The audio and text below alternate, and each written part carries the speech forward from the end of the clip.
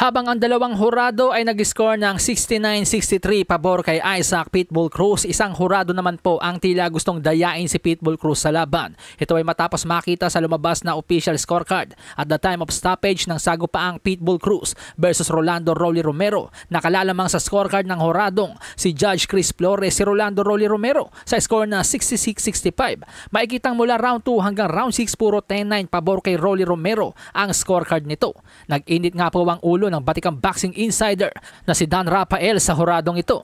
Aniya, OMG, Judge Chris Flores had Romero up 66-65 at the time of the knockout. Insanity, give me a break. Others had Pitbull way ahead as they should have. Sa pananaw kasi ni Dan Rafael mga amigos, mas tama yung score ng dalawang hurado na 69-63. At 68-64 pabor kay Pitbull Cruz.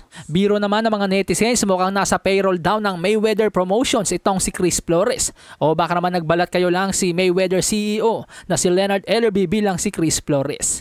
Anyway, sa iba pang balita mga amigos, magbababa na umano ng kautusan ng WBO next week para sa sagupaang newly crowned WBO World Super Welterweight Champion Sebastian Fundora kontra sa WBO mandatory challenger nito na si Pound for Pound King Terence Bud Crawford. Basahin po natin ang mismong sinabi ng WBO President na si Paco Valcarcel. Great fight in Vegas. Team Chu show again that he is one of the best 154-pounders. Congrats to Team and Sebastian Fundora. Tremendous WBO title bout in which Fundora received judges' decision. Next week, WBO will order negotiations for Fundora versus Terence Crawford. Pero may problema nga po mga amigo sapagkat umi-eksena ngayon itong si Errol The Truth Spence. At ayon mismo sa promoter ni Sebastian Fundora na si Samson Lukowicz, handa nilang bakantihin ang WBO title ni Fundora dahil mas gusto nilang labanan si Errol Spence kesa kay Crawford. Matatandaang ito rin po ang diskarte ng manager ni Team Su. Kung si Team Su po ang nanalo mga amigos, si Errol Spence din ang kanilang pipiliing labanan, hindi si Terence Crawford.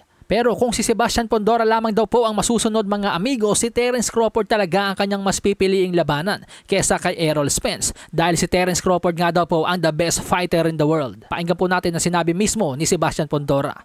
Errol Spence is a great opportunity. I think it's a match made in heaven. But Terence Crawford is the best fighter in the world. I would like to fight him.